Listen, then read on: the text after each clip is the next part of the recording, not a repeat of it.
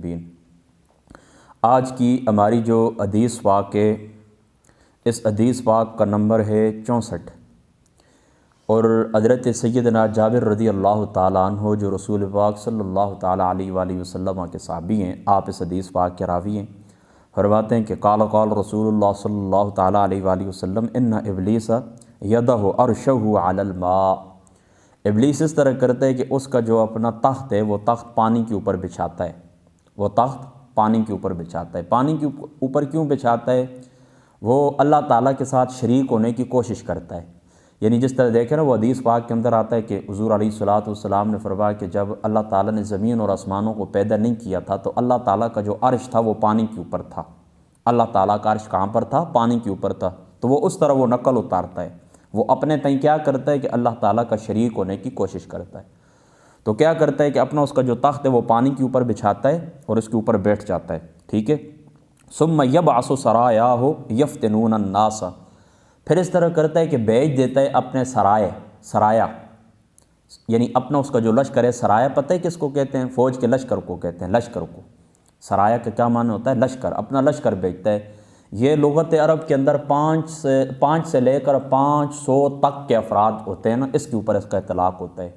یعنی 5 افراد سے لے کر 500 تک افراد کا جو گروہ ہوتا ہے اس کو کیا کہتے ہیں؟ سرایا۔ تو اپنے سرایا کو بھیجتا ہے، کس لیے بھیجتا ہے؟ کہ یفتنون الناس، آپ لوگوں کو فتنے کے اندر مبتلا کریں۔ فَأَدْنَاهُمْ مِنْهُ مَنْزِلَةً أَعْظَمُهُمْ فِتْنَةً فَأَدْنَاهُمْ مِنْهُ مَنْزِلَةً أَعْظَمُهُمْ فِتْنَةً۔ پھر شیطان کے قریب سب سے زیادہ وہ ہوتا ہے، یعنی اس کے قریب جس بندے کی زیادہ حیثیت ہوتی ہے، جس شخص کی زیادہ حیثیت ہوتی ہے، بندے سے مراد اس کی جو آل اولاد ہے، یعنی اس کے جو فوجی ہیں، اس کے جو کارکن ہیں۔ تو کارکن ابلیس کے سب سے قریب وہ کارکن ہوتا ہے کہ جو سب سے بڑا فتنہ کرتا ہے۔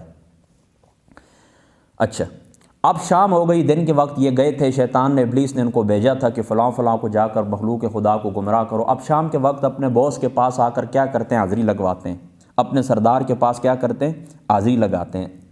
اچھا، تو یجیء احدہم فیقول فعلت قضا و قضا، شام ہوتی ہے تو پھر سارے آتے ہیں، اپنی حاضری لگواتے ہیں، ایک کہتے ہیں میں نے یہ کیا، دوسرا کہتے ہیں میں نے یہ کیا، تیسرا کہتے ہیں میں نے یہ کیا، چوتھا کہتے ہیں میں نے اس طرح کا کام کیا۔ فیقول ما صنعت شیئا، تو شیطان کہتا ہے تو نے کچھ بھی نہیں کیا، کوئی کام بھی تم نے سر انجام نہیں دیا۔ قال ثم یجیء احدہم فیقول ما ترکتہ حتی فرقت بینہ و بین امرأتہ، پھر ایک بندہ آتا ہے، ایک شخص آتا ہے، ایک کارکن اس کا آتا ہے، یعنی ابلیس کا جو شیطانی لشکر ہے، اس لشکر میں سے ایک آتا ہے، ایک شیطان آتا ہے، آ کر کہتے ہیں کہ فلاں مرد اور عورت کے درمیان میں نے تفریق کرا دی، میں نے اس وقت تک ان کو نہیں چھوڑا جب تک میں نے مرد اور عورت کے درمیان تفریق نہیں کروا دی، ٹھیک ہے۔ قال فیدنیہ منہ، تو ابلیس پھر اس کو اپنے قریب کرتا ہے۔ ابلیس کیا کرتا ہے؟ اس کو اپنے پاس نشست میں بٹھاتا ہے، اس کو اپنے قریب کرتا ہے۔ دیکھیں نا، آپ بھی نشست کوئی قائم کریں نا، تو جس شخص کے ساتھ آپ کو زیادہ محبت ہوگی، جو آپ کا زیادہ پیار ہوگا، تو اس کو اپنے پاس بٹھایا جاتا ہے۔ تو شیطان اس کو اپنے قریب کرتا ہے۔ وَيَقُولُ نَعَمْ أَنْتَ، ہاں تو نے کوئی کام کیا ہے، یعنی باقی تو سارے فضول ہیں، انہوں نے تو کچھ بھی نہیں کیا، تو نے کام کیا ہے۔ قال الأعمش أراؤ، حضرت اعمش جو اس حدیث پاک کے راوی حضرت جابر سے جو روایت کرتے ہیں وہ کہتے ہیں اراؤ، کہتے ہیں کہ مجھے ایسا محسوس ہوتا ہے۔ قال فَلْيَلْتَزِمْهُ، یعنی حضرت جابر نے شاید یہ بھی فرمایا تھا کہ پھر اس کو اپنے سینے سے چمٹاتا ہے، یعنی اپنے تخت سے اترتا ہے، اس کو اپنے سینے سے چمٹاتا ہے، اتنا خوش ہوتا ہے، ٹھیک ہے۔ اس حدیث پاک کے اندر جو مشکل باتیں تو وہ میں نے آپ کو بتا دیا، یعنی جو مشکل الفاظ، مثال کے طور پر سرایا، اس کا میں نے آپ کو بتا دیا کہ 5 افراد سے لے کر 500 تک افراد کے اوپر اس کا اطلاق ہوتا ہے، ٹھیک ہے۔ تو یہ ان کو بیچتا ہے۔ اب یہاں پر جو بات خاص ہے وہ یہ کہ اس لفظ کے کیا معنی ہے، یعنی یہ جو آ کر اس کا کارکن کہتا ہے کہ میں نے مرد اور عورت کے درمیان تفریق کرا دی، شیطان خوش ہوتا ہے، اس کا کیا معنی ہے؟ اس کا معنی یہ ہے کہ وہ یہ کہنا چاہتا ہے کہ مرد اور عورت کے درمیان میں نے طلاق کروا دیے، طلاق بائنہ کروا دیے، اب دونوں ایک دوسرے کے اوپر آرام ہو چکے ہیں۔ دیکھیں نا، شیطان کو خوشی کیوں ہوتی ہے؟ دیکھیں، کسی شخص کا گھر اجڑے، کسی شخص کا گھر تباہ ہو جائے، کچھ بھی ہو جائے، آپ کو خوشی اس وقت ہوگی جب آپ کا کوئی مقصد ہوگا، اور آپ کا جو مشن ہے، آپ کا جو مقصد ہے، وہ مقصد جس ذریعے سے ہوتا ہے وہ ذریعہ آپ کو اچھا لگتا ہے، وہ ذریعہ آپ کو اچھا لگتا ہے، وہ وسیلہ آپ کو اچھا لگتا ہے، یعنی ہر وہ وسیلہ جو آپ کو آپ کے مقصد تک پہنچائے آپ کو اس سے محبت ہوتی ہے۔ تو اب سوچتے سمجھنے کی بات یہ ہے کہ مرد اور عورت کے درمیان اگر تفریق ہو گئی ہے تو شیطان کو خوشی کیوں ہوتی ہے؟ شیطان کو خوشی اس لیے ہوتی ہے کہ مرد اور عورت کے درمیان تفریق ہو گئی ہے، طلاق بائنہ ہو گئی ہے، تو اب پتہ ہے لوگ ہیلے کرتے ہیں، یعنی بیویوں کو طلاق دے دیتے ہیں، تو پھر کہتے ہیں نہیں میں غصے کے اندر تھا، میں یہ تھا وہ تھا۔ ہمارے کئی احناف ہیں، حنفی ہمارے جو لوگ ہیں، یعنی فقہ حنفی کو جو فالو کرنے والے لوگ ہیں، وہ کیا کرتے ہیں؟ طلاق دیتے ہیں، بیویوں کو 3 طلاقیں دیتے ہیں، پھر علماء اہل حدیث کے پاس چلے جاتے ہیں، تو وہ تو کہتے ہیں 3 نہیں ہوئی، 1 ہوئی ہے۔ تو اب ہوتا کیا ہے، یعنی طلاق تو ہو جاتی ہے، طلاق بائنہ ہو جاتی ہے، تو اب یہ ہلے کرتے ہیں، تو پھر آپس میں رہ جاتے ہیں۔ کئی تو اس طرح فتویٰ لے آتے ہیں علماء اہل حدیث، اور کئی اس طرح اسی طرح گزارا کرتے رہتے ہیں، کہتے ہیں ہوئی ہے نہیں ہے، کچھ ہوا ہی نہیں ہے، چلو بچوں کی خاطر صبر کر لیتے ہیں، خاتون بھی صبر کر لیتے ہیں۔ تو اب یہ کیا ہوتا ہے، اب ان کا جو ملنا ملانا آپس میں ہوتا ہے تو وہ تو ظاہری سی بات ہے گناہ ہوتا ہے، تو اب اس گناہ کے نتیجے کے اندر جو اولاد پیدا ہوگی وہ کیا ہوگی، اور پھر اس اولاد سے تو کوئی اچھے کی امید نہیں رکھ سکتا۔ اب دیکھیں نا، جو زنا کی پیداوار ہے، میاں بیوی آپس میں ملتے ہیں، اب نکاح تو ختم ہو گیا، تو اس کے نتیجے کے اندر جو اولاد پیدا ہوگی تو وہ کیا کرے گی؟ فتنہ فساد ہی کرے گی۔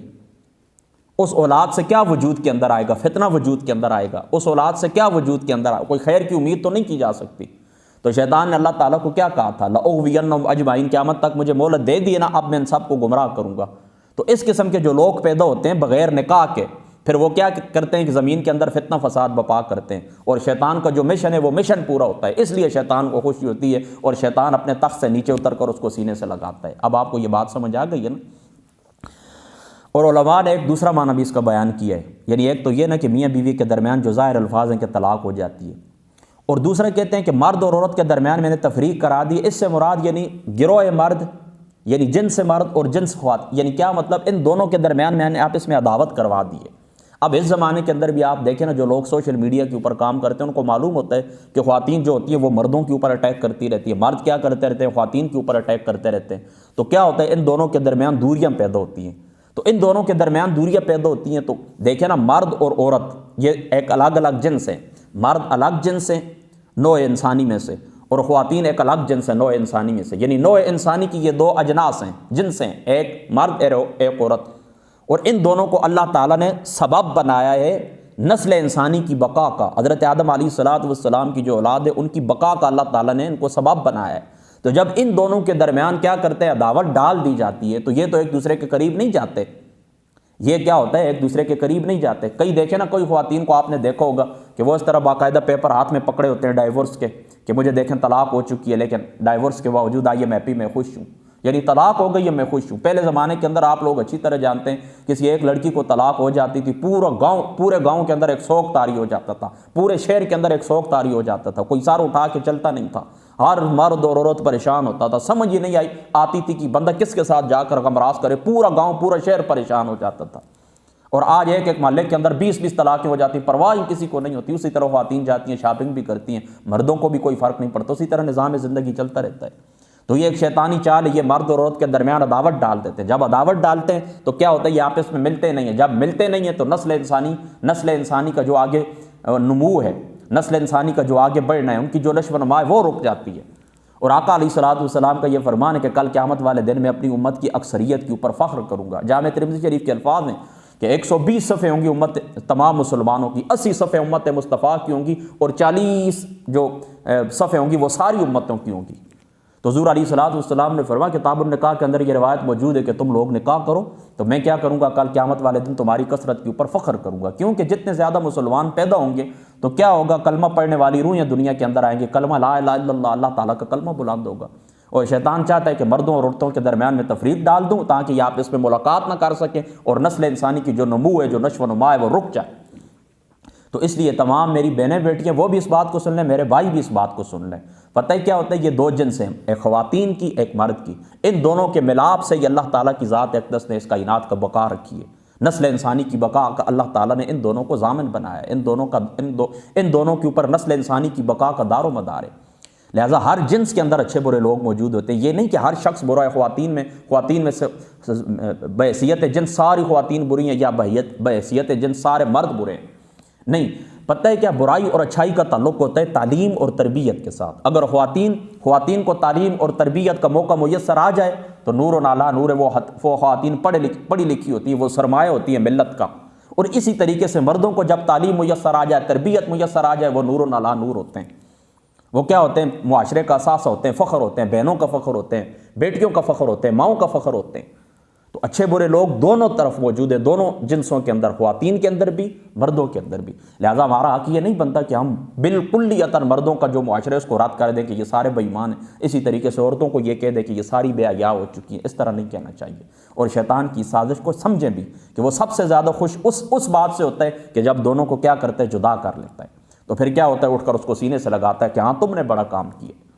لہٰذا اس ہوش کے ناخن لیں اور اس بات کے اوپر غور کریں۔ دوسری بات یہ یاد رکھیں کہ اعلیٰ حضرت فاضل بریلوی رضی اللہ تعالیٰ عنہ آپ نے حدیث پاک نقل کیے ملفوظات کے اندر، یعنی یہ حدیث پاک تو ہو گئی نا مشکات شریف کی نا، تو ملفوظات کے اندر اعلیٰ حضرت نے جو حدیث پاک نقل کی وہ یہ کیے کہ شیطان اس کو سینے سے لگاتا ہے جو آ کر کہتا ہے، یعنی اسی طرح شیطان اپنا وہ اس کا جو تخت پانی کے اوپر بچھاتا ہے، پھر اپنے سارے لوگوں کو، کارکنوں کو بھیجتا ہے، وہ شام کو آتے ہیں کہتے ہیں میں نے فلاں کو شراب کے اوپر لگا دیا، فلاں کسی کے اوپر وہ خوش نہیں ہوتا، لیکن اس سے خوش ہوتا ہے کہ جو کہتا ہے کہ میں نے فلاں طالب علم تھا، سکول جا رہا تھا، مدرسے جا رہا تھا، تعلیم حاصل کرنے کے لیے جا رہا تھا، میں نے اس کا راستہ روک دیا، میں نے کیا کیا؟ اس کا راستہ روک دیا، تو اس کو سینے سے لگاتا ہے۔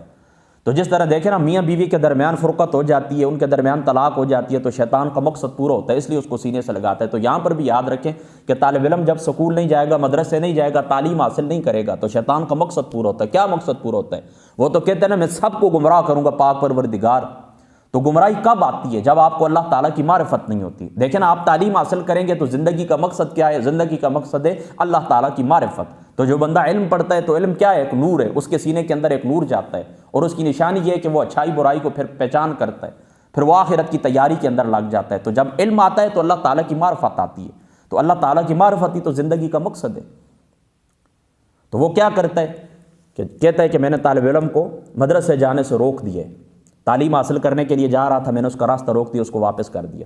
تو اس طرح واپس کرتے ہیں تو ظاہر سی بات ہے اس نے جاہل رہنا ہے۔ جب جاہل رہنا ہے تو اس کو اللہ کی معرفت نہیں ہوگی، جب اللہ کی معرفت نہیں ہوگی تو اس کے وجود سے بھی، جاہل آدمی کے وجود سے کوئی بھی خیر کی امید نہیں ہے۔ تو یہ جو جاہل لوگ ہوتے ہیں یہ بھی شیطان کے کارکن ہوتے ہیں، یعنی شیطان کا جو مقصد ہے، جو مشن ہے، اس کے یہ معاون ہوتے ہیں جاہل۔ لہٰذا ہر شخص میری یہ بات یاد رکھے، مرد ہوں یا خواتین ہوں، والدین کو چاہیے کہ اللہ تعالیٰ کی ذات اقدس نے تمہیں جو وسائل عطا کیے ہیں ان وسائل کے اندر رہتے ہوئے اپنے بچوں کو تعلیم دیں۔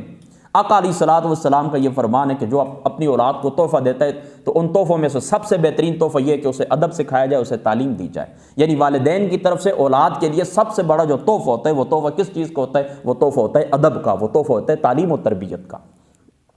میری بات آپ سمجھ گئے نا؟ تو یہاں پر حدیث نمبر 64